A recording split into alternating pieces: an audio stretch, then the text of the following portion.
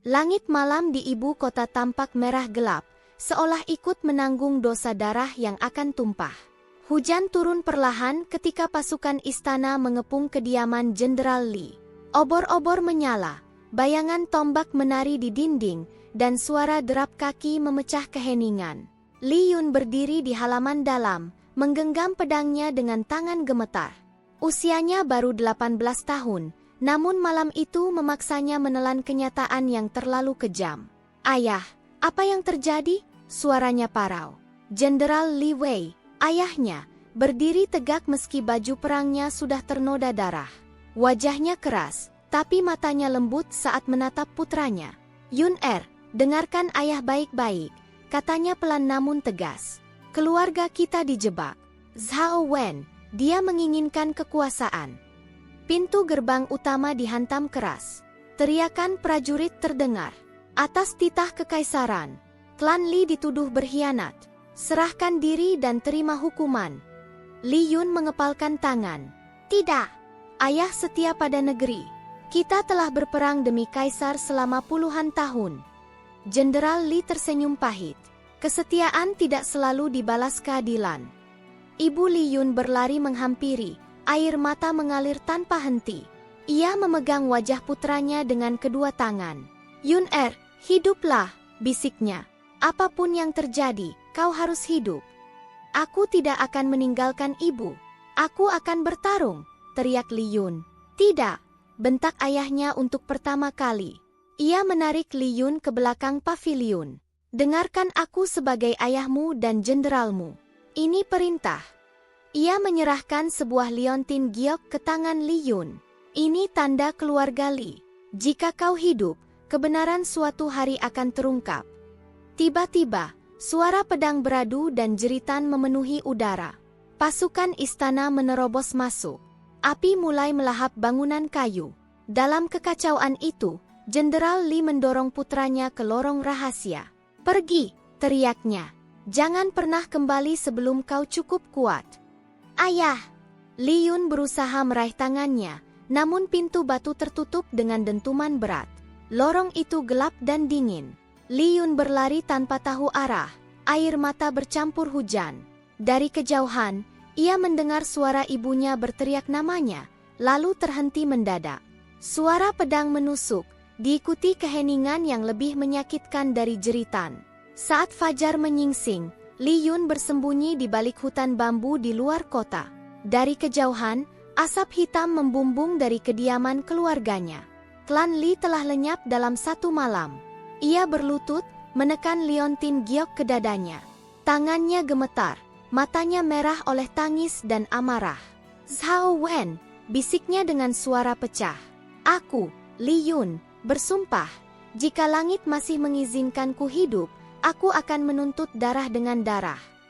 Angin pagi berhembus dingin. Di balik tubuh pemuda yang hancur itu, api dendam mulai menyala. Perlahan, namun tak akan pernah padam. Tubuh Li Yun terhempas ke tanah berlumpur di tepi hutan. Nafasnya terputus-putus, setiap tarikan terasa seperti pisau yang mengiris paru-parunya. Luka sabetan pedang di punggungnya belum menutup. Darah masih mengalir hangat di balik pakaian yang robek. Namun ia tetap memaksa tubuhnya bergerak, merangkak menjauh dari jalur patroli pasukan istana. "Tidak, aku tidak boleh mati di sini," gumamnya, giginya gemeretak menahan rasa sakit. Kesadarannya mulai memudar ketika bayangan seorang pria tua muncul di hadapannya. Jubah abu-abu sederhana, wajah keriput, dan mata setajam elang. Tanpa sepatah kata, pria itu mengangkat Li Yun ke pundaknya dan membawa pergi ke arah desa terpencil yang tersembunyi di balik pegunungan. Saat Li Yun terbangun, aroma ramuan herbal memenuhi hidungnya. Ia terbaring di ranjang bambu, tubuhnya dibalut perban. Pria tua itu duduk di samping, menumbuk obat dengan lesung kayu. "Kau beruntung," katanya datar. "Satu jari lagi lebih dalam, tulangmu akan hancur." Li Yun berusaha bangkit, namun rasa nyeri membuatnya terbatuk keras. Siapa Anda?" "Panggil aku Tabib Han," jawabnya singkat. "Dan mulai hari ini, lupakan namamu." Li Yun terdiam. Melupakan nama, berarti melupakan segalanya. Tabib Han menatapnya lama. Jika kau ingin hidup, ya, orang yang kau kejar dan orang yang mengejarmu tidak boleh tahu bahwa Li Yun masih bernapas. Malam itu, di bawah cahaya lampu minyak, Li Yun menatap bayangan dirinya di dinding. Ia mengepalkan tangan. Kalau begitu, mulai sekarang, aku adalah Shen Mo. Hari-hari berikutnya dipenuhi rasa sakit dan latihan tanpa ampun. Setelah lukanya cukup pulih, Tabib Han membawanya ke halaman belakang rumah. Tanahnya keras dan dipenuhi batu kecil. Tubuhmu lemah, tapi tekadmu kuat, kata Tabib Han sambil melemparkan tongkat kayu. Tunjukkan caramu menyerang. Shen Mo menggenggam tongkat itu. Ia maju dengan ayunan lurus, namun gerakannya mudah ditepis. Lambat, ujar Tabib Han. Ia menghantam pergelangan Shen Mo dengan tongkat lain. Tok! Shen Mo terjatuh, pergelangannya mati rasa. Ia bangkit lagi. Hari demi hari, Shen Mo dilatih dasar pernapasan, kuda-kuda, dan keseimbangan. Ia belajar menurunkan pusat gravitasi, menekuk lutut, menjejak tanah dengan kuat. Setiap serangan dimulai dari pinggang, bukan dari lengan. Gerakanmu jangan boros, ujar Tabib Han. Satu langkah salah, nyawamu hilang. Shen Mo mengayunkan tinju. Kali ini, ia memutar tubuhnya, kaki kanan melangkah ke depan, siku ditarik rapat, lalu tinju melesat lurus seperti anak panah. Udara terbelah oleh suaranya. Lebih baik, kata Tabib Han. Sekali lagi. Keringat mengalir deras. Tangannya gemetar, namun ia tidak berhenti. Ia jatuh, bangkit, lalu jatuh lagi. Setiap memar adalah pengingat wajah orang tuanya di malam berdarah itu. Malam hari, Shen Mo mempelajari papan strategi dan peta lama. Ia diajarkan membaca medan, memancing lawan, dan menyembunyikan niat di balik ketenangan. Beberapa bulan berlalu. Di depan rumah, Shen Mo bergerak dengan tongkat kayu, tubuhnya kini lebih padat dan stabil. Ia memutar tongkat, menangkis serangan imajiner, lalu menusuk lurus ke depan dengan presisi mematikan. Tabib Han mengangguk pelan. Kau belum kuat, katanya. Tapi kau sudah tidak mudah patah. Shen Mo berdiri tegak, nafasnya stabil. Di matanya tak lagi ada pemuda rapuh, hanya bara api yang terkendali. Aku akan hidup, katanya pelan namun pasti. Dan suatu hari, aku akan kembali. Waktu berlalu seperti air yang mengikis batu. 7 tahun telah lewat sejak malam berdarah itu. Di desa terpencil yang nyaris terlupakan peta kerajaan, seorang pria muda berdiri di tengah halaman berlapis tanah keras. Tubuhnya tinggi dan tegap, wajahnya tenang seperti danau tanpa riak. Dialah Shen Mo, nama yang menggantikan Li Yun, meski darah yang mengalir di nadinya tak pernah berubah. Tongkat kayu berputar di tangannya. Satu langkah maju, kaki kiri menghentak tanah, tubuh berputar setengah lingkaran. Tongkat meluncur mendatar, berhenti sejengkal dari leher lawan imajiner. Shen Mo menarik napas, lalu menghentikan gerakan. Tidak ada gerakan berlebih. Tidak ada suara selain hembusan angin. Teknikmu sudah matang, suara Tabib Han terdengar dari bawah pohon pinus. Rambutnya kini memutih seluruhnya. Tapi pedang sejati ada di hatimu, bukan di tanganmu. Shen Mo menunduk hormat. Aku tahu. Malam itu, di dalam rumah kayu sederhana, Tabib Han meletakkan sebuah gulungan surat di meja. Segelnya telah usang, namun cap resmi istana masih terlihat jelas. Berita dari ibu kota, katanya pelan. Shen Mo membuka gulungan itu. Matanya menyusuri baris demi baris tulisan. Zhao Wen diangkat menjadi kanselir agung. Ia menguasai 6 kementerian, mengendalikan pasukan pengawal istana, dan mengikat para pejabat dengan emas serta ketakutan. Jari Shen Mo mengencang, namun wajahnya tetap datar. Dia menang, ujar Tabib Han. Untuk sementara. Tidak, Shen Mo menjawab tenang. Dia hanya mempercepat kehancurannya. Ia berdiri, melangkah keluar rumah. Langit malam penuh bintang. Di bawah cahaya pucat bulan, Shen Mo berlutut dan meletakkan liontin giok keluarga Li di telapak tangannya. Permukaannya dingin, namun denyut di dadanya panas. "Ayah, ibu," suaranya rendah. "Membunuh Zhao Wen saja terlalu murah." Keesokan harinya, Shen Mo mulai mempersiapkan langkahnya dengan dingin dan terukur. Ia tidak lagi berlatih sekadar menguatkan tubuh, melainkan mengasah pikiran. Ia mempelajari struktur kekuasaan istana, jalur suap, dan nama-nama pejabat yang naik jabatan terlalu cepat. Di hadapan Tabib Han, Shen Mo menggambar peta di tanah dengan ranting. "Zhao Wen bukan sendirian," katanya. "Ia punya anjing penjaga, menteri keuangan, jenderal ibu kota, dan kepala pengadilan." Tabib Han mengangguk. "Dan bagaimana kau akan menjatuhkannya?" "Dengan keserakahan mereka sendiri," jawab Shen Mo. "Aku akan membuat mereka saling mencurigai, saling menggigit." Hari-hari berikutnya, Shen Mo berkelana ke kota-kota kecil. Ia mendengarkan bisikan di rumah teh, mengamati para pedagang, dan mencatat aliran perak yang tak wajar. Setiap informasi ia simpan seperti bilah pisau tersembunyi. Malam hari, ia berlatih sendirian. Pedang kayu di tangannya bergerak cepat, tebasan pendek, tusukan lurus, langkah menyamping untuk menghindari serangan. Setiap gerakan disertai napas terkendali. Ia tidak lagi mengandalkan amarah, melainkan ketenangan mematikan. "Aku tidak akan terburu-buru," bisiknya pada bayangannya sendiri. "Aku akan menjadi bayangan." Di kejauhan, lentera ibu kota bersinar terang, pusat kekuasaan Zhao Wen. Shen Mo menatap arah itu lama, matanya dingin seperti baja yang diasah. Api dendam dalam dirinya tidak lagi berkobar liar. Ia telah berubah menjadi bara yang terkendali, cukup panas untuk melelehkan besi, cukup sabar untuk menunggu saat yang tepat. Gerbang selatan ibu kota berdiri megah, dijaga patung singa batu dan barisan prajurit bersenjata tombak. Kereta-kereta sarjana dari seluruh negeri berjejer rapi, masing-masing membawa ambisi, harapan, dan rahasia.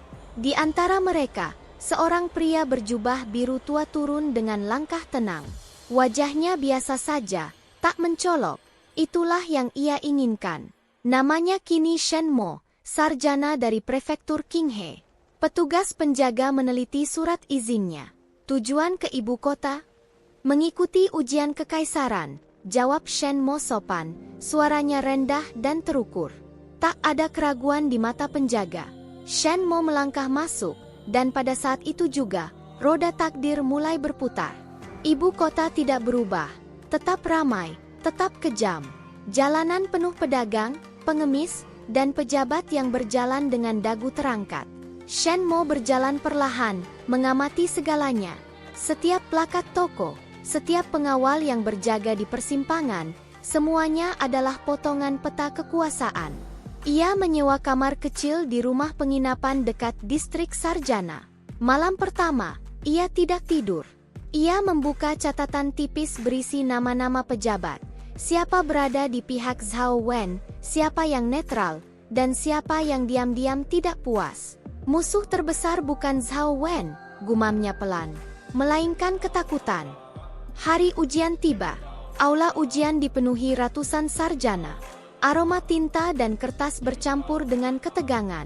Shen Mo duduk tenang, membaca soal dengan mata dingin. Ia menulis jawaban yang tidak terlalu cemerlang, namun cukup tajam untuk menarik perhatian tanpa memancing kecurigaan. "Pemerintahan yang kuat bukan dibangun oleh hukuman berat," tulisnya, "melainkan oleh pejabat yang takut pada kebenaran." Kalimat itu sederhana, tapi berani.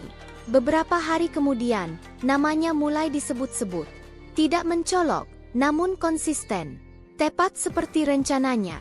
Di sebuah rumah teh, Shen Mo secara kebetulan duduk semeja dengan Wang Rui, pejabat rendah Kementerian Ritus. Pria itu gemar berbicara saat diberi arak.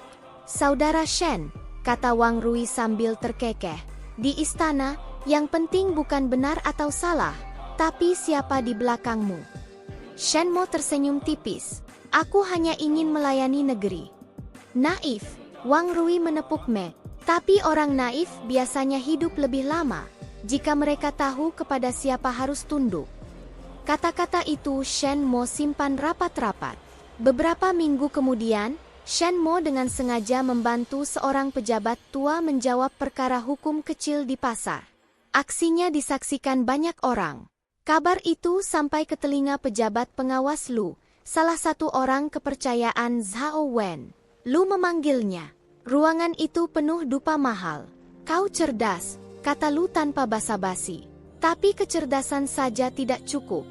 Shen Mo menunduk. Aku tahu batasanku. Bagus, Lu tersenyum. Orang yang tahu batasan mudah diatur. Shen Mo keluar dengan kepala tertunduk, namun dalam hatinya ia menghitung. Satu pintu terbuka. Malam-malam berikutnya, ia berpindah dari satu jamuan ke jamuan lain. Ia mendengarkan keluhan para pejabat kecil, pura-pura bodoh, pura-pura setuju. Dari potongan percakapan, ia mengetahui jalur suap gandum, manipulasi pajak, dan penghilangan saksi. Ia menulis semuanya dengan kode sederhana, menyembunyikannya di balik puisi dan catatan filsafat. Suatu malam, Wang Rui berbisik padanya, "Hati-hati, Zhao Wen sedang membersihkan orang-orang yang terlalu banyak tahu." Shen Mo mengangkat cangkirnya. "Terima kasih atas peringatannya." Namun justru itulah yang ia tunggu. Ia sengaja menyebarkan rumor kecil, cukup kecil untuk dianggap omong kosong, tentang perselisihan antara dua pejabat Zhao Wen. Dalam seminggu, keduanya saling menjatuhkan. Dokumen-dokumen rahasia bocor. Shen Mo tersenyum di balik layar. Mereka mulai saling memakan. Di kamarnya, ia menatap peta ibu kota yang penuh tanda tinta merah. "Sedikit lagi," bisiknya. "Aku belum menyentuh Zhao Wen." Di kejauhan, lonceng istana berdentang. Zhao Wen duduk di aula kekuasaan, tak menyadari bahwa seorang sarjana biasa telah menanam pisau di setiap sudut kekuasaannya, bukan untuk membunuh, tapi untuk memastikan ketika ia jatuh, tidak ada yang tersisa untuk menopangnya. Musim semi tiba di ibu kota dengan keindahan yang dibuat-buat. Taman istana dipenuhi bunga persik bermekaran, kolam giok memantulkan langit biru, dan musik lembut mengalun dari paviliun. Namun di balik keindahan itu, istana adalah sangkar emas, dan Putri Mingyu adalah burung yang dikurung paling dalam. Shen Mo pertama kali melihatnya dari kejauhan, saat ia diundang menghadiri diskusi sastra di taman istana sebagai sarjana yang menjanjikan. Para pejabat dan keluarga bangsawan berkerumun, tertawa berlebihan, saling memuji dengan mata penuh perhitungan. Di tengah mereka, Mingyu duduk tenang, mengenakan gaun sederhana berwarna putih gading. Wajahnya lembut, nyaris polos. Namun matanya, jernih dan waspada, tidak cocok dengan kesan rapuh yang ingin ditampilkan istana. "Putri ketujuh jarang berbicara," bisik seorang pejabat di dekat Shen Mo. "Terlalu cerdas. Itu sebabnya dia tidak disukai." Shen Mo mencatat kalimat itu dalam hatinya.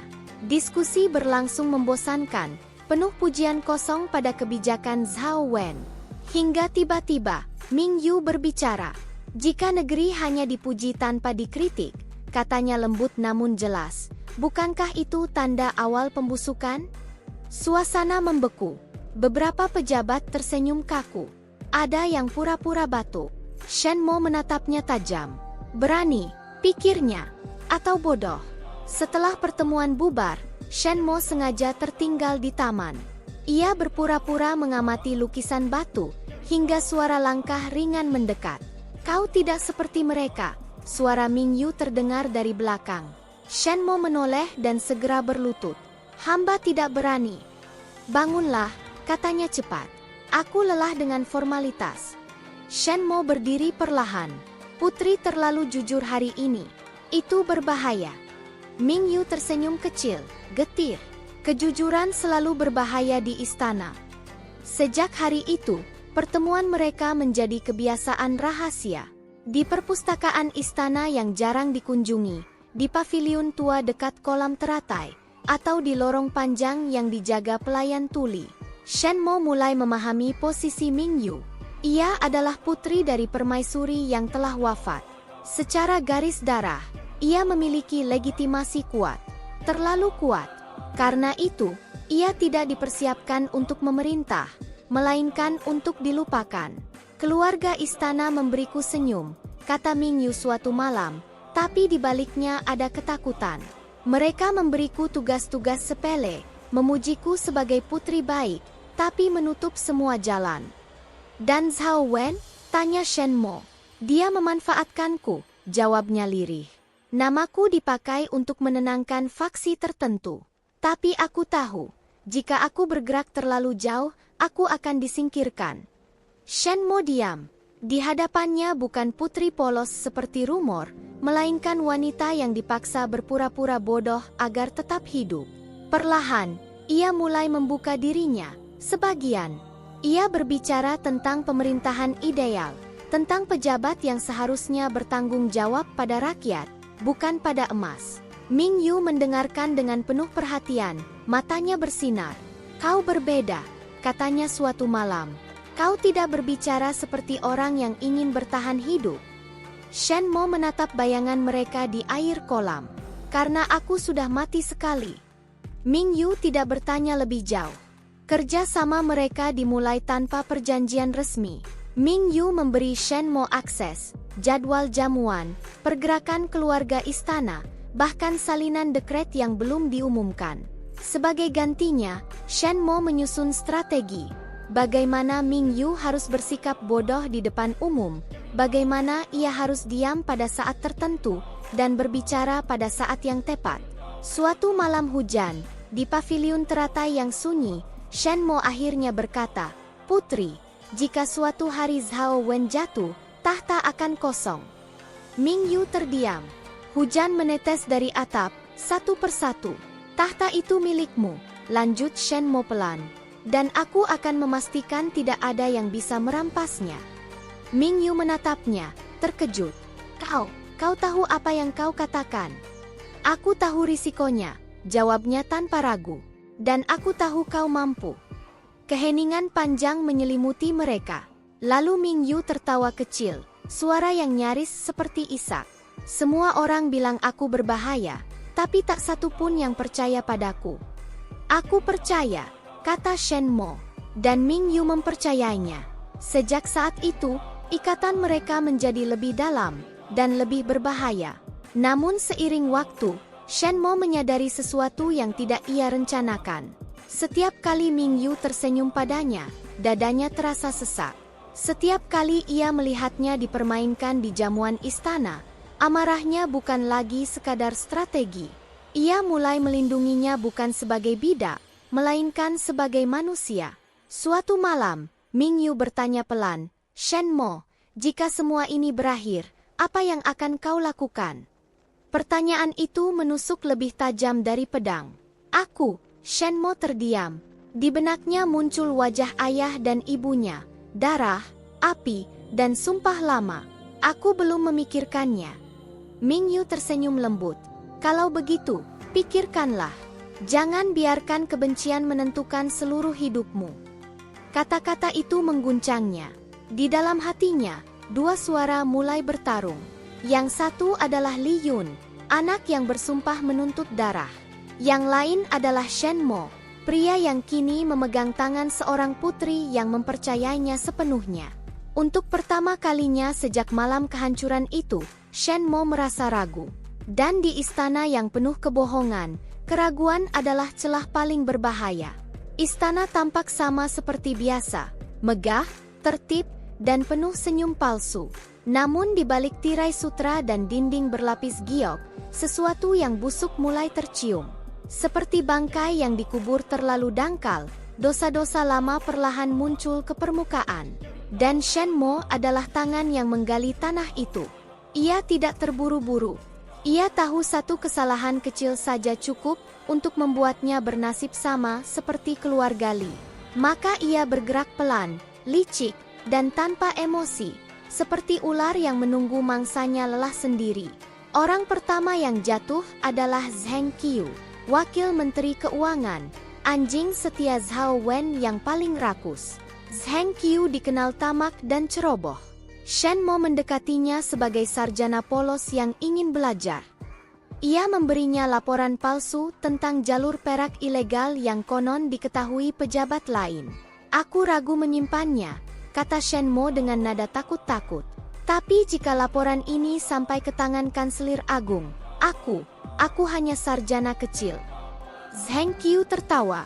Serahkan padaku, aku akan mengurusnya. Yang Zheng Qiu tidak tahu, laporan itu telah disalin dan dikirim ke pengadilan sensor, dengan cap dan tanda tangannya sendiri. 3 hari kemudian, Zheng Qiu dipanggil untuk pemeriksaan rahasia. Malam itu, ia tidak pernah kembali ke rumahnya. Keesokan paginya, kabar menyebar bahwa ia bunuh diri karena rasa bersalah. Di ruang sunyi paviliun teratai, Shen Mo membakar satu nama di kertas. Putri Mingyu menatapnya dengan wajah pucat. Itu terlalu cepat, bisiknya. Zhao Wen akan sadar. Dia akan sadar, jawab Shen Mo dingin. Dan ketika itu, dia akan membuat kesalahan. Yang kedua adalah Jenderal Huan, penguasa pasukan ibu kota. Seorang pria keras yang percaya hanya pada kekuatan. Shen Mo tidak menjebaknya dengan kata-kata, melainkan dengan kehormatan. Ia mengatur agar bukti lama muncul kembali. Perintah eksekusi ilegal terhadap desa perbatasan ditandatangani langsung oleh Huan atas nama keamanan negara. Huan mengamuk. Ia tahu Zhao Wen yang memerintahkannya dulu. Aku tidak akan mati sendirian, teriak Huan di aula pengadilan. Namun Zhao Wen tidak muncul. Tidak ada perlindungan. Huan ditangkap malam itu. Saat ia dibawa keluar istana, hujan turun deras. Di lorong belakang, sebelum mencapai sel bawah tanah, seorang penjaga menutup mulutnya dari belakang. Pisau Shen Mo bergerak cepat. Satu tusukan tepat di bawah tulang rusuk, menembus jantung. Tidak ada teriakan. Tidak ada darah yang muncrat berlebihan.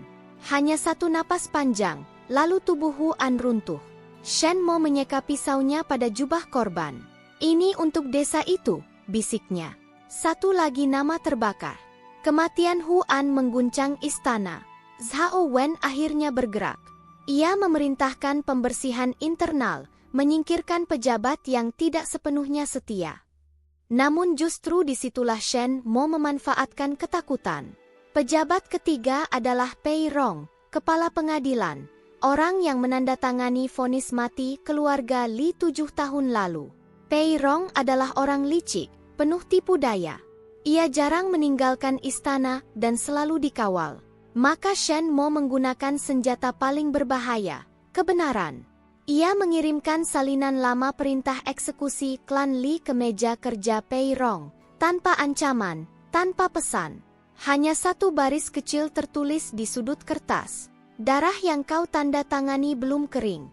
Pei Rong panik. Ia mengurung diri selama 2 hari, lalu diam-diam memerintahkan pembakaran arsip lama. Tapi Shen Mo sudah selangkah di depan. Arsip itu telah sampai ke tangan Putri Mingyu, dan melalui jalurnya, ke Kaisar. Malam sebelum pengadilan besar, Shen Mo menyelinap ke ruang kerja Pei Rong. Kau!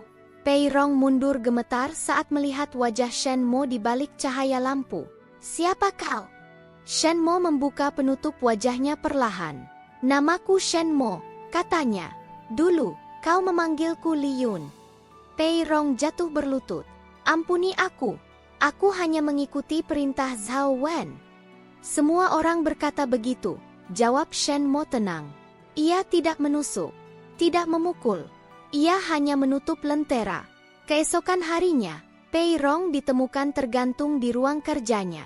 Sekali lagi, bunuh diri, kata istana. 3 pilar Zhao Wen runtuh dalam 1 bulan. Istana dipenuhi bisikan. Pelayan berani berbicara. Pejabat saling curiga. Jamuan makan berubah sunyi. Senyum menjadi kaku. Dan akhirnya, Zhao Wen mencium sesuatu yang salah. Di ruang pribadinya, Zhao Wen berdiri di depan jendela, menatap hujan. Wajahnya tetap tenang, tapi matanya gelap. Ini bukan kebetulan, katanya pelan. Seorang ajudan gemetar. Yang mulia, apakah kita? Tidak, Zhao Wen memotong. Ini balas dendam. Ia mengingat kembali laporan lama, tentang satu anak jenderal yang tidak pernah ditemukan jasadnya. Li Yun, gumamnya, kau masih hidup. Malam itu, Zhao Wen memerintahkan penyelidikan besar-besaran. Sarjana, pelayan, pejabat rendah, semua diperiksa. Nama Shen Mo mulai muncul, terlalu sering berada di dekat pusat kejadian. Namun ketika Zhao Wen memerintahkan penangkapan, Shen Mo telah menghilang. Di paviliun rahasia, Shen Mo dan Ming Yu bertemu untuk terakhir kalinya sebelum badai besar. Zhao Wen tahu, kata Ming Yu cemas. Ia akan menyerang balik. Biarkan, jawab Shen Mo. Aku sudah memotong sayapnya. Sekarang, hanya kepalanya yang tersisa. Ming Yu menggenggam lengan Shen Mo. Dan setelah itu, Shen Mo menatapnya lama. Untuk pertama kalinya, darah di tangannya terasa berat. Setelah itu, katanya pelan, aku tidak tahu apakah aku masih pantas berdiri di sisimu. Ming Yu menggeleng, air mata menggenang. Aku tidak peduli siapa dirimu sebelum ini. Tapi jika kau mati, semua pengorbanan ini sia-sia. Shen Mo menutup matanya sejenak. Api dendam telah membakar hampir segalanya. Yang tersisa hanyalah satu musuh terakhir, dan satu pilihan yang akan menentukan apakah ia akan keluar dari istana sebagai pemenang, atau sebagai monster yang telah kehilangan segalanya. Di balik tirai istana, darah masih menetes. Dan Zhao Wen, untuk pertama kalinya dalam hidupnya, mulai merasa takut. Hujan turun tanpa suara, menyelimuti ibu kota dengan kabut kelabu. Istana tampak lebih dingin dari biasanya, seolah batu-batu giok pun ikut menahan napas. Di aula Kanselir Agung, Zhao Wen berdiri di depan meja panjang penuh dokumen. Wajahnya tenang, namun urat di pelipisnya berdenyut pelan, tanda kemarahan yang disembunyikan rapat. Ulangi, katanya dingin. Ajudan berlutut. Penyelidikan kami memastikan Shen Mo berasal dari kediaman Jenderal Li. Ciri-ciri tubuh, usia, dan jejak pelarian sesuai. Dia adalah Li Yun. Keheningan menggantung lama. Zhao Wen tertawa pelan. Jadi hantu itu benar-benar kembali. Matanya menyipit. Aku seharusnya membakar tanah itu sampai tak tersisa abu. Ia mengingat wajah bocah 18 tahun yang berteriak malam itu, mata penuh kebencian yang belum matang. Kini, bocah itu telah tumbuh menjadi pisau yang nyaris memotong lehernya. Kalau begitu, ujar Zhao Wen, kita akan membunuhnya dengan hukum. Perangkap dipasang dengan rapi, terlalu rapi untuk disadari sebagai jebakan. Sebuah dekret rahasia tersebar. Ada rencana kudeta yang melibatkan sarjana-sarjana muda, didanai sisa loyalis Jenderal Li. Nama Shen Mo muncul sebagai penghubung utama. Dokumen palsu, cap palsu, dan kesaksian palsu disiapkan seperti barisan pasukan. Shen Mo mencium bahaya itu terlambat. Ia baru saja keluar dari rumah penginapan saat dua bayangan mengikuti dari kejauhan. Langkah mereka teratur, napas terkendali. Pengawal istana. Zhao Wen bergerak, pikirnya. Ia mempercepat langkah, berbelok ke gang sempit. Tiba-tiba, sekelompok prajurit muncul dari depan, tombak terangkat. Atas nama Kaisar, teriak pemimpin mereka. Shen Mo, kau dituduh makar dan bersekongkol menggulingkan tahta. Wajah-wajah di sekitar membeku. Beberapa mundur ketakutan. Shen Mo berdiri tenang, menimbang jarak, arah angin, dan peluang hidup. Aku ingin bicara dengan Kanselir Agung, katanya. Pemimpin itu tersenyum sinis. Di ruang bawah tanah, mungkin. Shen Mo bergerak. Ia melompat ke samping, meraih tombak terdekat, memutar pergelangan, dan menghantamkan gagang ke rahang prajurit. Krak! Tubuh itu roboh. Dua tombak menusuk bersamaan. Shen Mo berputar rendah, menyapu kaki kanan satu prajurit, lalu menghantam ulu hati yang lain dengan siku. Jeritan pecah, namun jumlah mereka terlalu banyak. Ia meloncat ke atap rendah, berlari di genteng licin. Anak panah melesat, satu menggores bahunya. Ia mengerang, tapi tidak berhenti. Darah mengalir hangat, mengingatkannya pada malam lama yang tak pernah benar-benar pergi.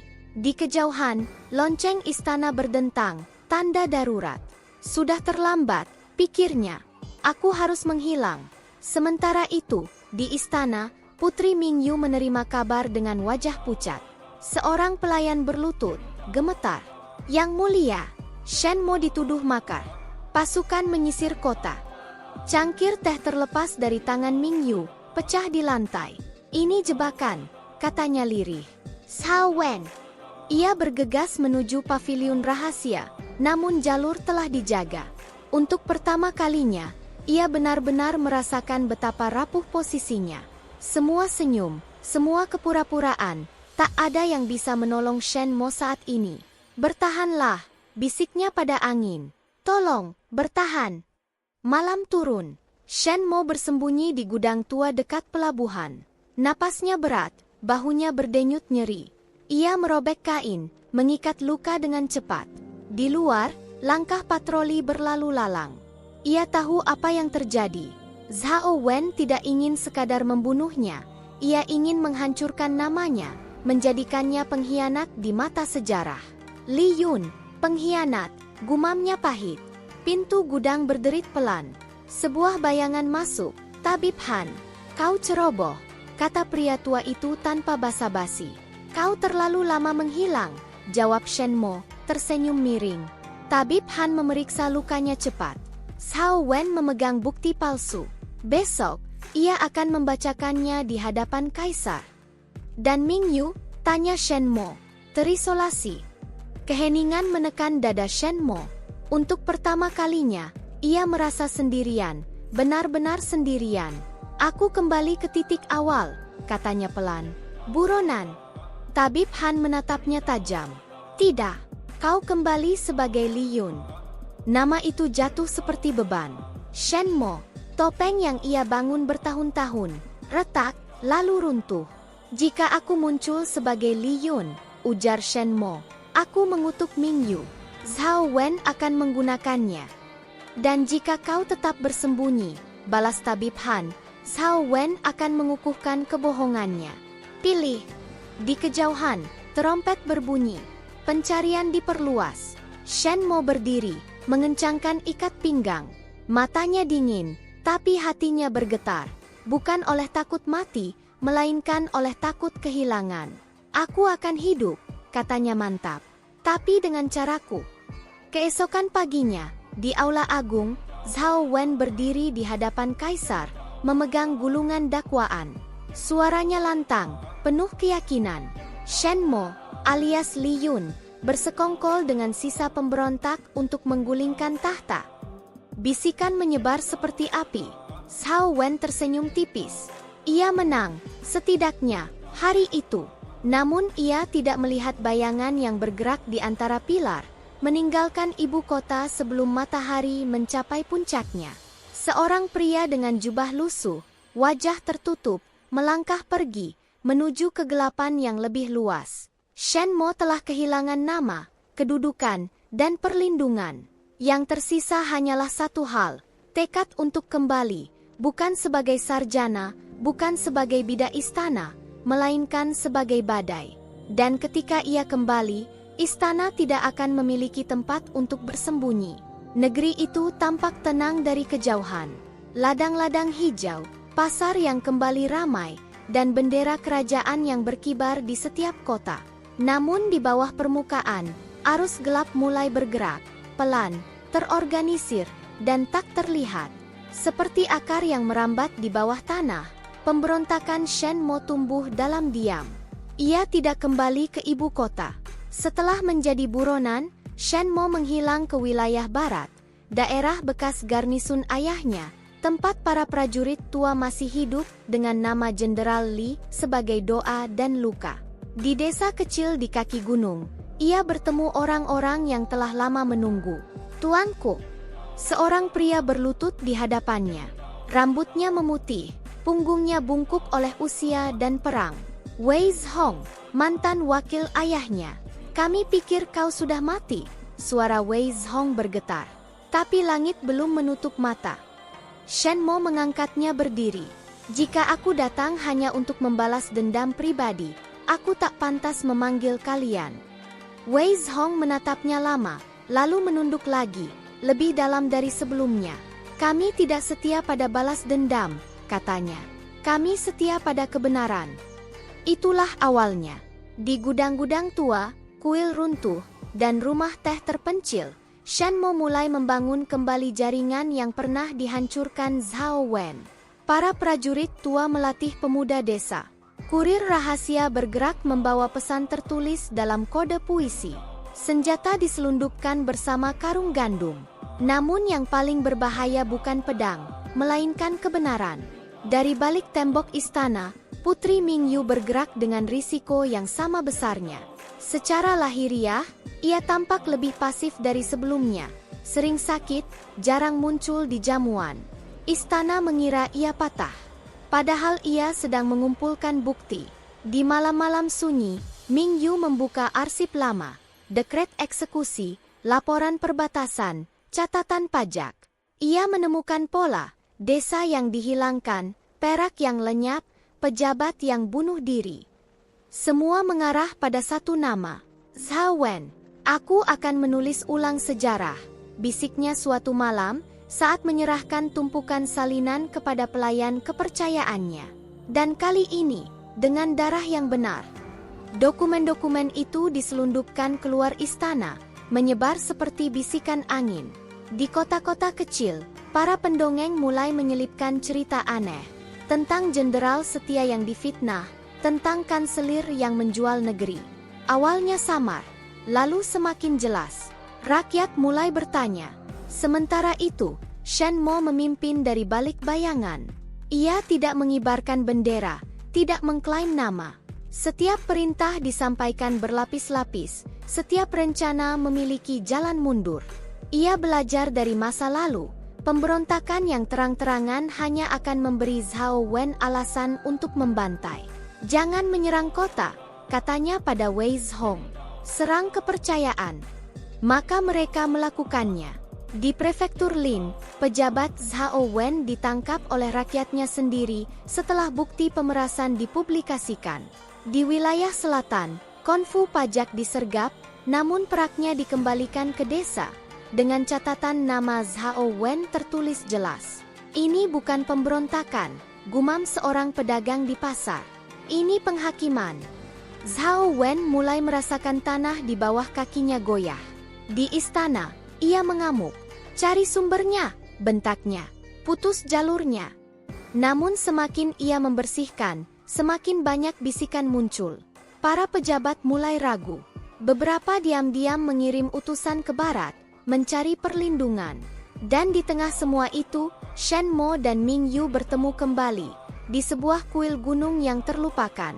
Hujan turun tipis, lilin-lilin kecil menyala di altar tua.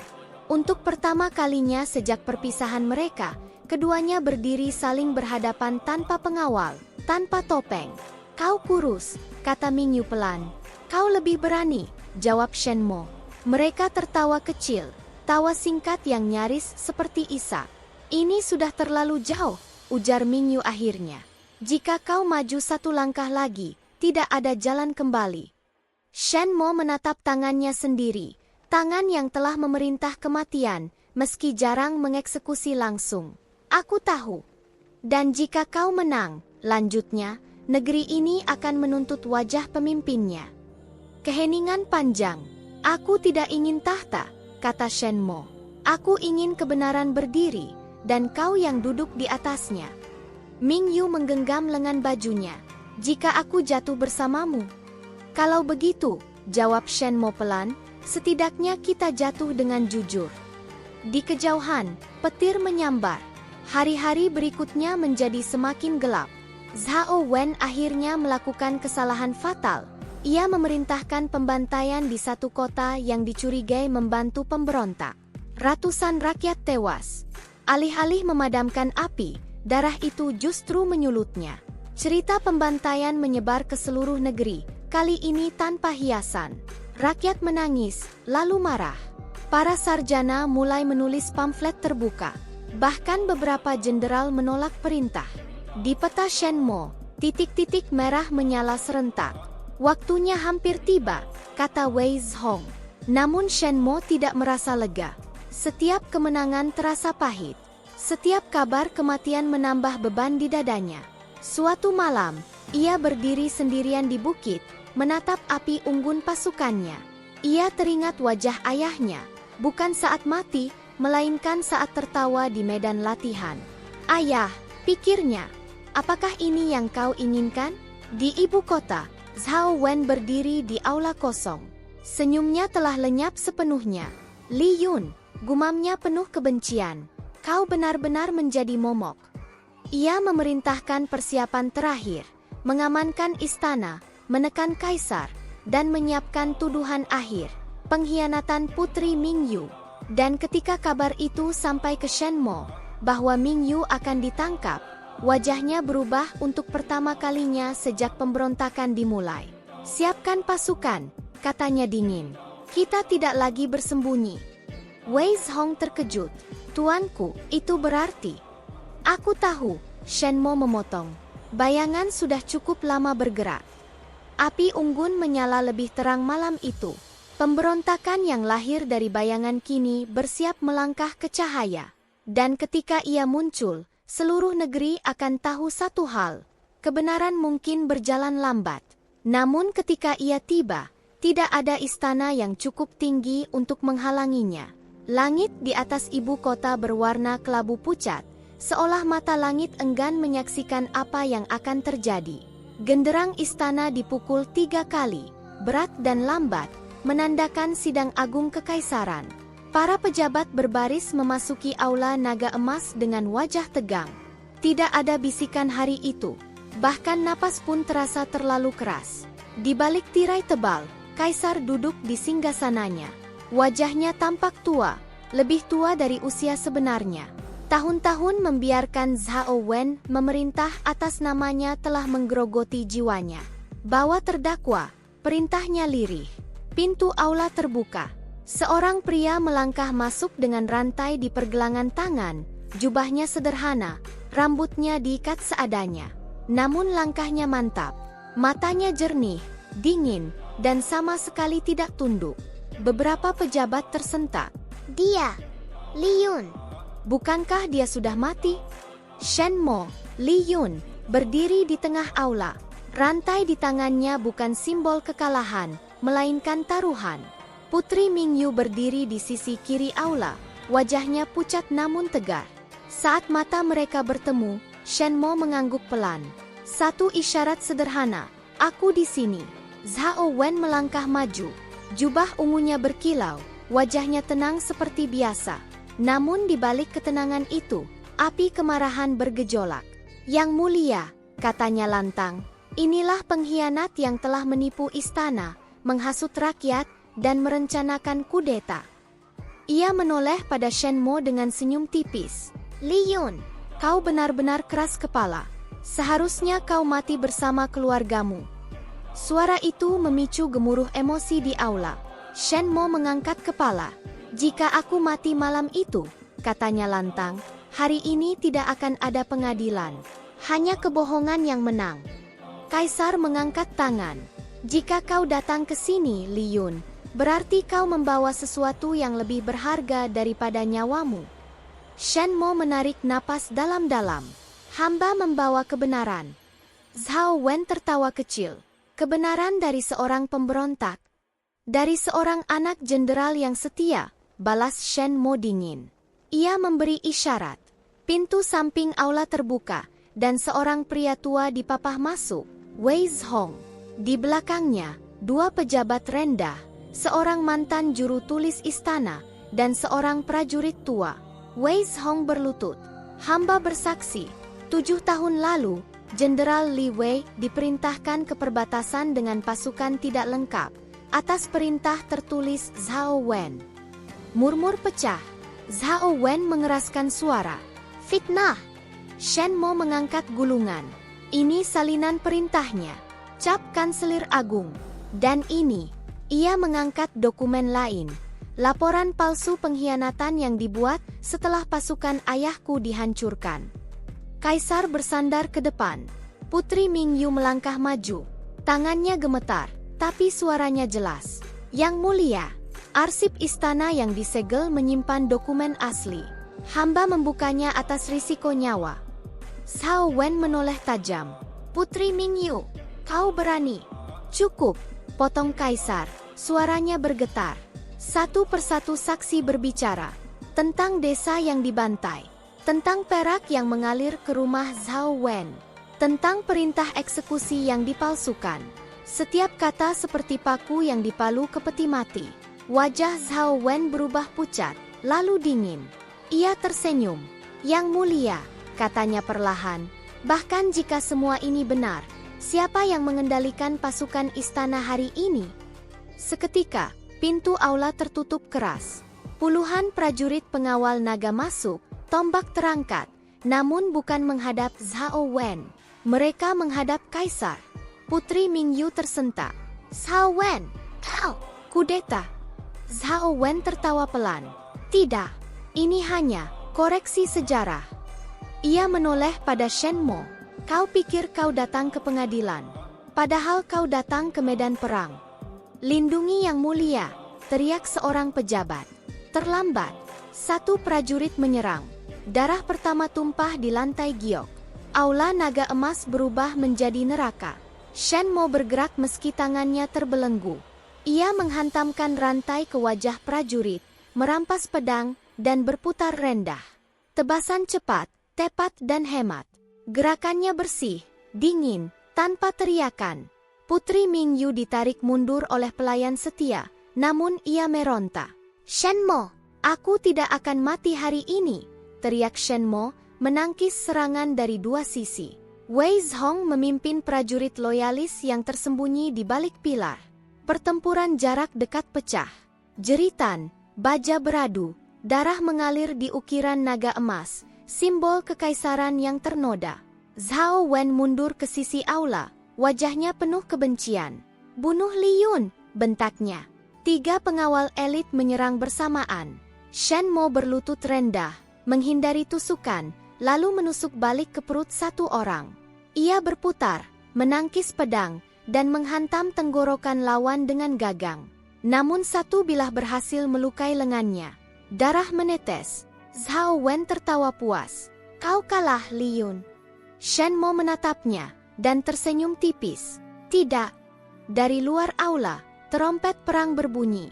Pintu besar dihantam terbuka. Pasukan luar istana, yang telah diam-diam berpihak pada Putri Mingyu, masuk menyerbu. Zhao Wen terperangah. Pengkhianat, teriaknya. Benar, jawab seorang jenderal muda. Kami mengkhianatimu. Keseimbangan berbalik. Zhao Wen mencoba melarikan diri ke balik singgasana. Shen Mo mengejarnya, pedang terangkat. Mereka berhadapan, 2 bayangan dari masa lalu. Kau membunuh keluargaku, kata Shen Mo, suara bergetar. Kau menghancurkan negeri ini. Zhao Wen tersenyum pahit. Dan kau membuktikan satu hal, kebaikan selalu kalah tanpa kekuatan. Ia mengayunkan pedang terakhirnya. Shen Mo menangkis. Baja beradu. Percikan api menyala. Namun Zhao Wen sudah tua. Gerakannya lambat. Satu tusukan lurus. Pedang Shen Mo menembus dada Zhao Wen. Kanselir Agung terhuyung. Darah membasahi jubah ungu. Ia tertawa. Suara yang berubah menjadi batuk. Li Yun, bisiknya. Bahkan jika aku mati, kau sudah berubah menjadi monster sepertiku. Zhao Wen jatuh. Keheningan menyapu aula. Pedang Shen Mo jatuh dari tangannya. Ia berdiri gemetar. Darah, entah milik siapa, menetes dari ujung jarinya. Kaisar berdiri dengan susah payah. Matanya basah. Pengadilan ini selesai, katanya parau. Kebenaran telah berbicara. Putri Mingyu mendekat, memegang tangan Shen Mo yang berlumur darah. Ini sudah berakhir, katanya pelan. Shen Mo menatap sekeliling, mayat, darah, dan singgasana. Tidak, jawabnya lirih. Ini baru saja selesai, dan aku tidak tahu apakah aku menang. Di aula naga emas, di antara darah dan kebenaran, takdir negeri akhirnya berubah. Namun harga yang dibayar terlalu mahal untuk disebut kemenangan. Salju turun perlahan di ibu kota, salju pertama setelah bertahun-tahun. Putihnya menutupi darah yang belum lama mengering di aula naga emas, seolah langit sendiri ingin menghapus jejak kegilaan manusia. Di lapangan eksekusi, genderang dipukul sekali. Zhao Wen berlutut dengan tangan terikat. Jubah ungunya telah dilepas, diganti pakaian tahanan kasar. Rambutnya yang dulu selalu rapi kini tergerai acak. Namun punggungnya masih tegak, matanya masih menyimpan kesombongan yang belum sepenuhnya mati. "Apakah kau menyesal?" tanya pejabat pengadilan, suaranya datar. Zhao Wen tertawa pelan. "Menyesal?" Ia mengangkat wajahnya ke arah langit abu-abu. "Aku hanya menyesal tidak membunuh bocah itu sampai benar-benar menjadi abu." Di antara kerumunan, Shen Mo, Li Yun, berdiri diam. Ia tidak bersorak, tidak pula mengutuk. Di dadanya, tidak ada kepuasan, hanya kehampaan yang luas dan dingin. Pedang Algojo terangkat. Satu ayunan. Kepala Zhao Wen jatuh ke tanah bersalju. Tidak ada petir, tidak ada teriakan langit, hanya bunyi tumpul, akhir dari seorang pria yang pernah menggenggam negeri dengan tangan berdarah. Beberapa orang menangis lega, beberapa berlutut, beberapa hanya terdiam, tak tahu apa yang seharusnya mereka rasakan. Shen Mo memejamkan mata. "Ayah, ibu, aku sudah menepati sumpahku." Namun suara itu tidak membawa kedamaian. Upacara pemulihan nama klan Li berlangsung megah, terlalu megah. Kaisar sendiri membacakan dekret, suaranya bergetar oleh penyesalan yang terlambat. "Jenderal Li Wei adalah pilar negeri," katanya. "Ia difitnah, dihianati, dan dibunuh tanpa keadilan. Mulai hari ini, seluruh tuduhan dicabut. Namanya dipulihkan. Makamnya akan dibangun kembali dengan kehormatan penuh." Gulungan emas diserahkan pada Shen Mo. Para pejabat berlutut, rakyat bersorak. Namun Shen Mo hanya menatap lambang naga pada dekret itu, simbol kekuasaan yang telah menghancurkan keluarganya, lalu mengembalikannya seolah segalanya bisa ditebus. Putri Mingyu berdiri di sampingnya, kini bukan lagi putri terpinggirkan. Para pejabat memandangnya dengan sikap baru, hormat bercampur takut. Jalan menuju tahta terbuka lebar di hadapannya. "Kau menang," bisiknya pelan pada Shen Mo. Shen Mo menggeleng perlahan. "Aku hanya bertahan hidup." Hari-hari berikutnya berlalu seperti kabut. Shen Mo diberi gelar, tanah, dan jabatan tinggi. Istana memanggilnya pahlawan. Para jenderal meminta nasihat. Para pejabat tersenyum terlalu lebar. Namun setiap malam, Shen Mo terbangun dengan bau darah di hidungnya. Ia teringat wajah Zheng Qiu saat menyadari dirinya dijebak. Jeritan Huan yang terputus. Mata Pei Rong yang dipenuhi ketakutan. Ia teringat setiap keputusan dingin yang ia buat, dan bagaimana semua itu terasa perlu saat itu. Kini, tanpa musuh, semua terasa berat. Di paviliun sunyi, ia akhirnya berkata pada Ming Yu, "Aku tidak bisa tinggal di sini." Ming Yu terdiam. Ia sudah tahu jawaban itu akan datang. "Tahta membutuhkanku," katanya pelan. "Negeri ini rapuh." "Aku tahu," jawab Shen Mo. "Dan justru karena itu aku harus pergi." Ia menatap tangannya sendiri, tangan yang pernah memegang pedang, pena, dan nasib banyak orang. "Jika aku tetap di istana," lanjutnya, "aku akan menjadi Zhao Wen berikutnya. Mungkin dengan alasan yang lebih indah. Tapi akhirnya sama." Ming Yu menunduk. Air mata jatuh ke lantai giok. "Aku tidak pernah ingin kau menjadi pedang," katanya lirih. "Aku ingin kau hidup." Shen Mo tersenyum pahit. "Aku juga." Malam sebelum penobatan Putri Ming Yu sebagai permaisuri pemangku kekuasaan, Shen Mo mengunjungi makam keluarganya. Salju menumpuk di nisan baru. Ia berlutut lama, tanpa kata. "Aku telah menempuh jalan yang tidak bisa kalian pilih," bisiknya. "Jika ada dosa yang tersisa, biarlah aku yang menanggungnya." Angin berdesir lembut, seolah menjawab. Saat fajar menyingsing, Shen Mo tidak menghadiri upacara istana. Ia menunggu di gerbang timur, dengan pakaian sederhana, tanpa gelar, tanpa pengawal. Putri Ming Yu datang sendiri. Ia tidak mengenakan busana kebesaran, hanya jubah biru pucat, seperti hari pertama mereka berbicara di taman. Jika kau melangkah keluar gerbang ini, katanya pelan, kau tak akan bisa kembali. Shenmo mengangguk. Dan jika aku tetap di dalam, aku tak akan pernah pergi. Keheningan panjang. Lalu Mingyu tersenyum. Senyum yang sama seperti di paviliun teratai dulu. Kalau begitu, izinkan aku melangkah bersamamu. Shenmo terkejut. Negeri ini membutuhkanmu.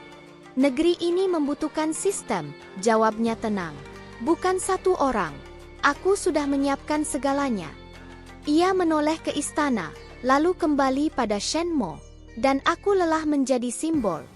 Untuk pertama kalinya, Shenmo tidak mencoba membantah. Mereka melangkah bersama melewati gerbang ibu kota, tanpa sorak, tanpa upacara. Hanya dua manusia yang menolak kekuasaan. Bertahun-tahun kemudian, rakyat masih bercerita tentang seorang permaisuri yang memerintah dengan adil, lalu menghilang tanpa jejak. Tentang seorang mantan pemberontak yang menolak gelar dan memilih menjadi tabib keliling. Tentang pasangan yang terlihat di desa-desa kecil, membantu orang sakit, mengajar anak-anak membaca, hidup sederhana di bawah langit luas.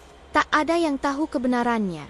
Namun di sebuah rumah kayu di kaki gunung, seorang pria dan seorang wanita duduk berdampingan, menatap matahari terbenam. "Apakah kau menyesal?" tanya Mingyu pelan. Shenmo menggeleng. "Aku menyesali dendamku. Tapi aku tidak menyesali jalan yang membawaku ke sini." Mingyu tersenyum, menyandarkan kepala di bahunya. Dendam telah berakhir. Kekuasaan telah ditinggalkan. Dan untuk pertama kalinya sejak malam kehancuran itu, Li Yun, Shenmo, akhirnya hidup bukan sebagai hantu masa lalu, melainkan sebagai manusia yang memilih takdirnya sendiri.